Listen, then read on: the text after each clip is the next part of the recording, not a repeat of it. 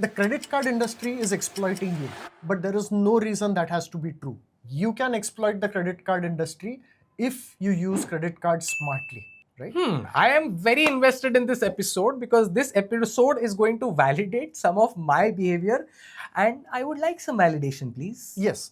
So we will explain how to use credit cards smartly. But before we get to that, we have to explain how the credit card industry works. Yes. And then we can talk about what is smart usage, why it works, and then we will even clear some misconceptions along the way. Right? Yeah, and in fact, this smart usage of credit card will tell you some things that you should be doing, but 100% you aren't doing those. So just stay with us. Yeah.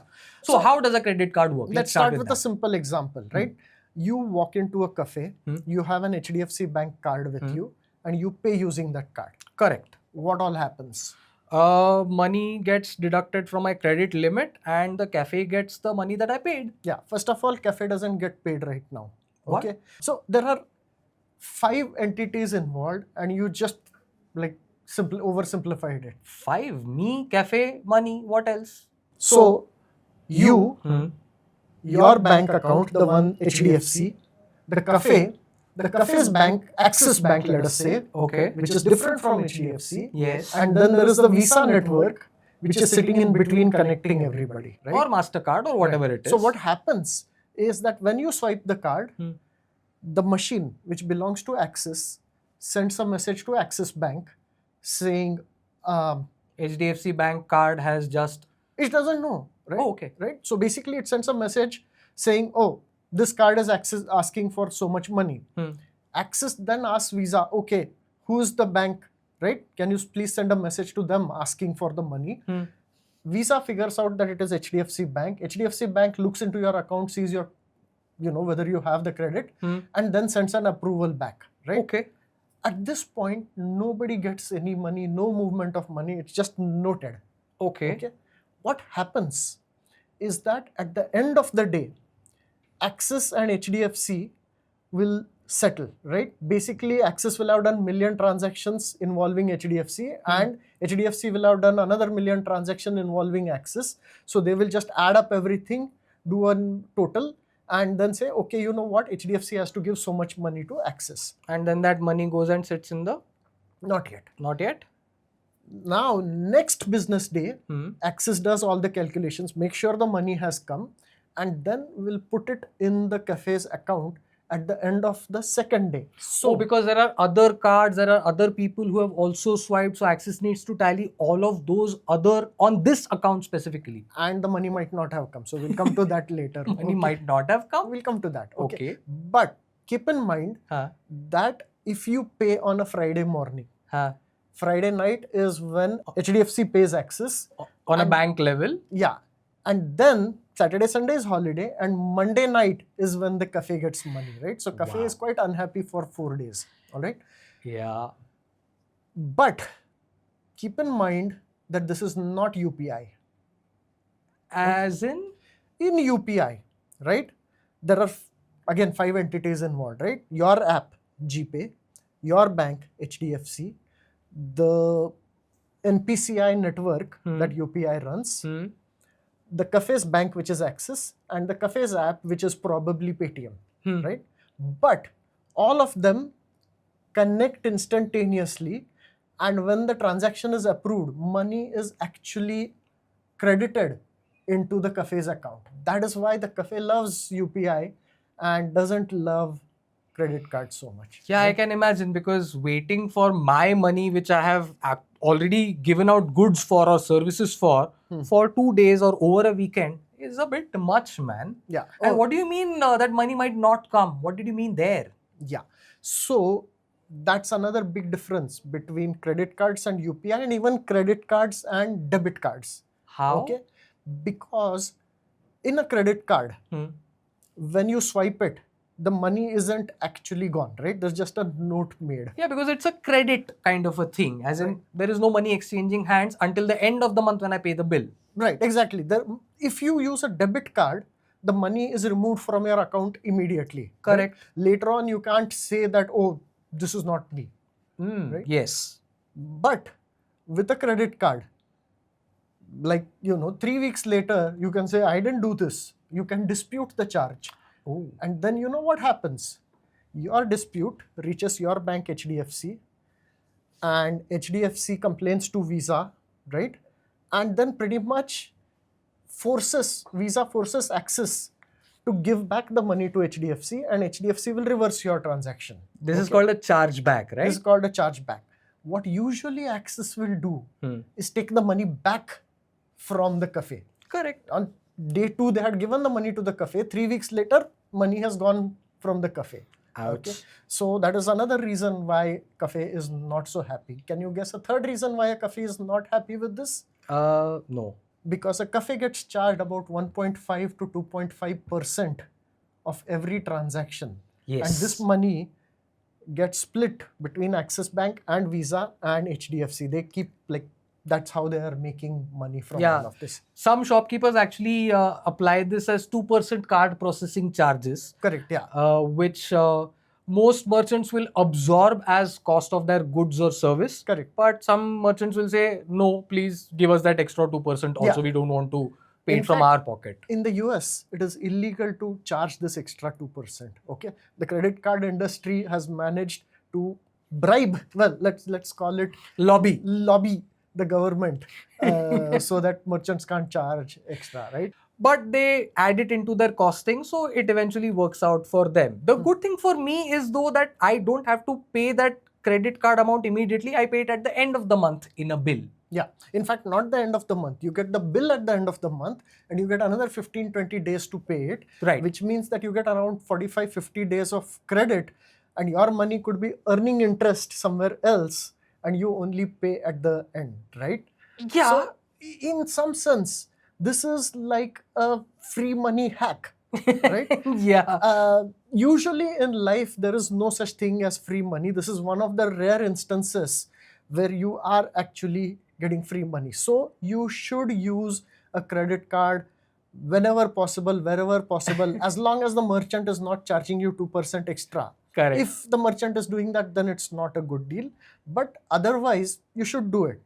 The thing to be careful of though is that you better have the money in your bank when it comes time to pay, and you better pay on time. Make damn sure that you pay before the due date. Do you know what happens if you don't do that? Unfortunately, I do know what happens if I don't do that. So there are some pretty scary things about that. Yeah. First of all, the interest that you are charged if you don't pay on time, you are charged interest. Correct. And that interest is about 3 to 4% per month. Yes. That works out to about 36 to 48% per year, compared to a home loan, which right now is about 7.5% or less. And compared to the interest you get when you put money in the bank, right? It's like order of magnitude less. So it is insane to pay that kind of interest. But that's not even the worst part, right? You got 50 days of credit. But let's say that you forgot to pay on the due date. Correct. Or you delayed it and you paid 1 day after the due date. You will get charged the entire 51 days of credit. You're paying 5% just for being 1 day late, which is an insane amount to pay. Right? Yeah. But that's not the worst part, right? The worst part is, imagine you have a 30,000 bill and you were supposed to pay it. But for some reason, you paid only 29,100. Okay? You might think that you will get charged 4% per month on the 100 rupees. But no, you get charged the entire interest for 30,000 rupees for those 45 days. And then on the 100, you will keep getting charged 4% per month after that. Okay. Not to mention the late fees because you've paid it 1 day late. Absolutely. So you're paying 5% of 30,000 plus you're paying 5% of 100 plus you're paying late fees. Right. So smart usage tip number 1 is pay on time. Yeah. Pay the entire amount on time. Yes. Never ever leave a balance, right? Not even a 1 rupee balance, believe me. Sub tip. is that do not spend money unless you have money in your bank, right? Otherwise, you will get into trouble like this. Yes. Right? Third tip is that if once in a while you end up paying a couple of days late and you get slapped with this charge, call up your bank and ask them to waive the charge. Usually they will waive the charges, right? They do. They do, right? And if you don't do it regularly, they will waive it. Once or twice is fine. Of course, if you keep paying it late, they'll be like, we can't do it every time. Yeah. So, but basically, as long as you follow these rules, you should maximize the use of credit card, and then you get the convenience, you get protection from fraud. You can say, oh, I didn't do this transaction, so charge it back. Right. Don't do that too much either, because then that becomes a whole big issue. You get, of course, the 45-day credit and the interest on that money. And you will get rewards and cashback. Yes. Right? In fact, there are people who put so much effort into figuring out the rewards and cashback and this much 5% off on this here and that they can make money from credit cards, right? I do not recommend that. I mean, one, it is true that you can actually make money this way, but it is a lot of work, it is a lot of effort, and dollar value of your time gets involved. Check out our episode on this. Naveen, not worth it. It's about the thrill of the chase. I've said this before. It's about the thrill of the chase. The dollar value of the time is spent in acquiring thrill, not value for the object that you're purchasing. But there is an entire community called CC Geeks who like maximize this extraction from the credit card industry, which brings me to my question. I refuse to believe that this is actually hurting the credit card companies, because if it were unprofitable for them, they would stop it immediately. They must be making money somehow. Right. So this is very good thinking, right? I mean, if there is one thing you should have learned from futureiq episodes, is look at the economics of the thing. The credit card industry is obviously making huge amounts of profit. So obviously you can't exploit the credit card industry, and there is no such thing as a free lunch. So all these benefits you are getting, where are they coming from, right? So like that's why we went into so much detail about the business of credit cards. Okay. You are getting a whole bunch of benefits, and you are getting cashback, and you are getting credit, and so on. That money, where is it coming from? Number one, the merchant fees, right? The merchant is charged 1.5 to 2.5%. Correct. And the merchant actually absorbs that. So it becomes part of, the cost of doing business for the merchant. So in some sense, the cost price for the merchant has increased by a few percent, and they have to manage that in the costing of their product and profit margin. Now, again, at this point, if you were paying attention, right, you should ask yourself, but well, if the merchant is just going to increase their profits a little bit by doing this, ultimately we are paying for it. Right? Partially, not entirely true, right? Because I said don't use it if the merchant is charging you extra. Separately. Right? Which means that most merchants don't charge you separately. Right? Correct. Which means that to absorb this price, the merchant increases the price for everyone. Right? Which means that if 10% of the people are using credit cards, the other 90% are subsidizing their cashbacks and rewards and convenience and credit, right? Yeah, that's actually right. Yeah. As a credit card user, I am paying a 2% extra cost because the merchant has tacked on those 2% fees, but so is everybody else, and they're not using a credit card. Interesting. Yeah. In fact, the merchant doesn't have to increase prices by 2%, right? So just the maths you can do, that if only 10% of the users are credit card users, and for them you have to pay 2% extra, you can increase prices by just 0.2%. Yeah. Because you're charging 10x the number of people, right? Correct. So that is what I mean, that you get 2%. 2% from the 2%, usually you will get cashback and rewards and all that of up to 0.5%, sometimes 1%. If you're very clever, 1.5%. And if you're extra clever, you can even get more than 2%, right? Yeah. But point is that money, some of it is coming from the merchants. there's a separate source, right? Which is? Which is that all the people who don't pay their credit card bill in full, right? Those people are paying 36 to 48% interest, right? Yeah. That money is ultimately the banks, the card companies, the card issuers' income, so to speak. right. But what percentage would it be? Yeah. So if you look at income of credit card companies, right, about half to 2/3 of their income comes from the losers who are paying interest. Losers, Naveen? Absolutely losers, right? You should not be using credit card for credit. I mean, 48% interest, that's stupid, right? Okay. Find some other way of getting that credit or live within your means, right? I mean, it's the dumbest thing to use credit card for credit. Okay? Even though it's in the name, credit card, you shouldn't use it for credit. Absolutely. I agree with him. I mean, the whole point of this episode is use credit cards for convenience. Do not use them for credit. Okay? Yeah, I get what you mean. Right, Essentially, I use it as a 0% interest-free loan for 45 days. That's how I use credit cards because I pay it at the end of the month, the full bill. Yeah. So credit card companies, the way they are making money is about half to 2/3 comes from the interest paid by the losers. And the remaining comes from fees charged to the merchants, annual fees charged to you, EMI fees, etc., whatever, right? Yeah. So any cashback that the credit card company is giving you, right? Any rewards that you are getting, all of that comes from these two sources of money, right? Because the losers and the merchants. Yeah. I'm sorry for calling them that, but just understand, right? Credit card companies, let's look, you saw their income, where it comes from, their expenses. About 20 to 30% of their expenses is, the people who never paid back their credit, right?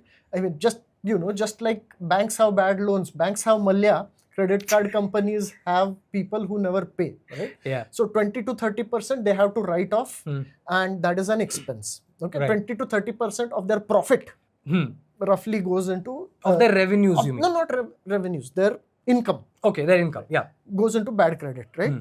Another 20% actually goes into giving you cashbacks and rewards and all the other cool things that you get, right? Okay.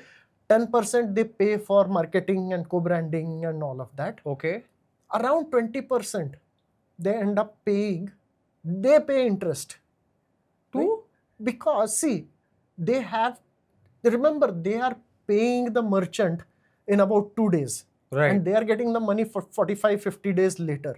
So until then, the money has to come from somewhere, right? Usually they will borrow from someone and pay them interest. Correct. Usually that is the bank itself, right? Correct. I mean, this division of the bank taking money from that division of the bank, but for profit accounting purposes, you have to show it as a loan, and there is that that entire different banking mathematics, account mathematics, and whatnot. But I get what you mean. Yeah, but so the main point is that when you get cashbacks, the bank is actually giving 20% of their income to you, and that is coming probably 2/3 from the losers and 1/3 from the merchants. I still can't get over you calling them losers, but I get what you mean. But what about people who do buy now, pay later and EMI schemes? Would you call that using it smartly? Absolutely not. Okay, no? Almost certainly not. Because so EMI is basically, you pay for a 10,000 rupee thing and zero interest for 3 months, and then after that you have to start paying and things like that. Yeah. EMIs are tricky. There are hidden charges, right? They might charge you a processing fee of 1%, right? Even if they have waived off interest, they will charge GST on the interest that they waived off, right? Plus whatever cashback and rewards, you don't get that. So that money also goes away. Yes. And other discounts, if there were, all of that goes away, right? Yeah. So in general, it is complicated. Usually they will figure out a way of making money from you on EMI, right? And also EMIs are basically a debt trap of a different kind, because they are training your brain to think in terms of EMIs rather than think in terms of, do I have this money to pay for the product I want? Yeah. See, basically, we should distinguish between two different things, right? One is just regular EMI, where a 10,000 rupee payment right now is replaced by 6 payments of 2,000. So the amount is more. You are paying interest, and don't do that, right? Because that interest is going to be really large, right? Compared to just regular interest. The thing that entices people is the zero interest EMI, and even that doesn't work because of the reasons I pointed out, right? There are rare exceptions. Once in a while, there will be a zero interest EMI which actually doesn't have all of these fees, or the total amount is equal or less after factoring all of these. Yeah, there is a way to do it, but I'm not going to talk about it here. Message, comment, and probably we'll discuss it offline or something. No, see, one thing I do want everyone to keep in mind is that whenever there seems like there is a very good deal and you're getting free money from somewhere, you have to ask who pays for it, right? I mean, that has to go into your brain. Never ever go for a deal unless you understand who's paying for it, right? So my question to you is that I did this, right? I once bought a TV, and if I used a particular credit card, if I used a particular credit card and if I used a zero interest EMI, the total amount was less than what I would have paid. So question is, where did that money come from? From the thing that you just explained, there are losers paying interest, and then there is the merchant discount rate which the credit card company takes from the merchants. Basically, what is happening here is that the bank wanted me to learn how to use EMIs so that in the future I will use EMIs a whole lot and I will pay them huge amounts of interest. Correct. So this giving me an actual discount was a marketing expense for them. Correct. Similarly, the TV company or the brand or the store wanted me to buy right away. So they were giving me a discount by reducing their profit margin a little bit, right? So usually there is a lot of marketing. 3 different companies have marketing budgets that go into these deals, right? And all of this is counted as CAC, customer acquisition cost, CAC. Absolutely. As it is called. Yes, right. So, but usually that is very rare. So avoid. I mean, the simple rule is avoid EMI, avoid BNPL, use credit cards, but pay on time. Right? Yeah, the paying on time bit is a little tricky because one of the misconceptions that I've heard is that if you pay on time, then the banks actually hate you because they're not making money off of you, which we just disproved actually, right? Yeah. See, I mean, basically that misconception comes from the belief. People have the belief that banks are all making money on the interest, right? And as a result, if you pay your bills every time, then bank is not making any money. But that's not true. They are making money from the merchants. Correct. Right? 1 to 2%. So they're completely happy with you, especially if you are going to use credit cards for everything. Your bills will be pretty large. And so the merchant commissions that they get will also be large. Yeah, and they'll always keep figuring out ways to make money. If everybody starts using this pay entire bill on time hack, then they will figure out a way to make money elsewhere. Yeah, but there will always be losers who pay interest. Yeah, no, also keep in mind, just look at our subscriber numbers. The number of people watching this channel is so low that we are not in danger of that happening. Okay. But the other misconception that is also tagged along with this is that if you pay your bills on time, your credit score doesn't improve. Yeah, so this is also an urban legend. This is a misconception. This is not really true, right? Because credit score, okay, somehow people feel that, oh, if you are paying interest to credit card companies, that is a good credit score, right? Credit score is primarily to ensure that you are not one of the malyas of the credit card industry, okay? So if you don't use a credit card at all, and if you just use cash everywhere, then you don't have a credit history, you don't have a history of paying bills on time. Then they don't know whether you are a malya or not, right? So that is why that kind of person is not good because you have a bad credit history. But if you are using credit cards every month and paying every month on time, that actually is a pretty good credit history. So that's not a problem at all. Right? Yeah, they want to check for two things. One is whether you pay back the money you borrowed on time, and two, whether you're able to pay interest on it or willing to pay interest on it. And by the way, when he keeps saying Malya, he basically means defaulter. So it's not a direct attack on any Malyas out there who are not named Vijay. But yeah, those are two misconceptions that are the biggest misconceptions. The other misconception is that using credit cards actually causes you to spend exorbitantly and spend indiscriminately. Yeah. So let's separate that out into two possibilities, right? One is, does UPI cause you to spend excessively? If yes, then this is a you problem, not a problem with credit cards, right? Because I mean, just because spending became convenient, you're spending too much. That's a problem in your discipline, your brain, and that needs to be fixed using other techniques taught in other episodes. Okay. So let's come back to, okay, suppose UPI doesn't cause you to spend excessively, but credit cards cause you to spend excessively. That only can happen if you are using the credit card for credit, right? So you are spending money that you don't have. And the most important thing we said in this episode is don't do that. Don't use credit cards for credit. Right?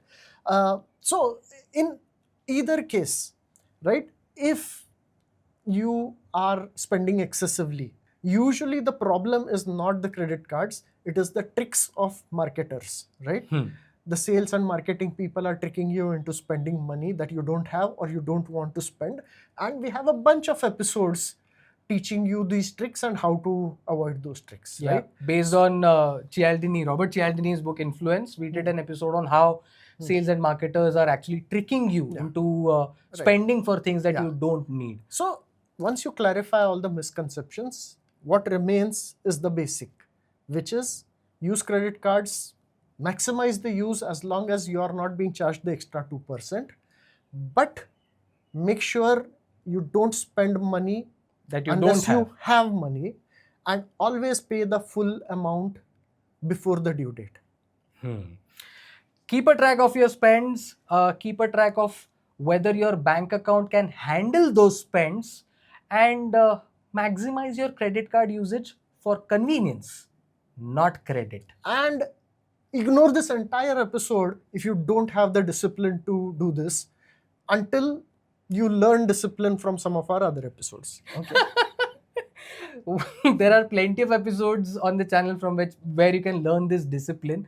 But along the same lines as the credit card, if you have been wondering what kind of insurance to buy, we have an episode on that as well. We line that up for you. Go check that out. Shrikant, Naveen, futureiq.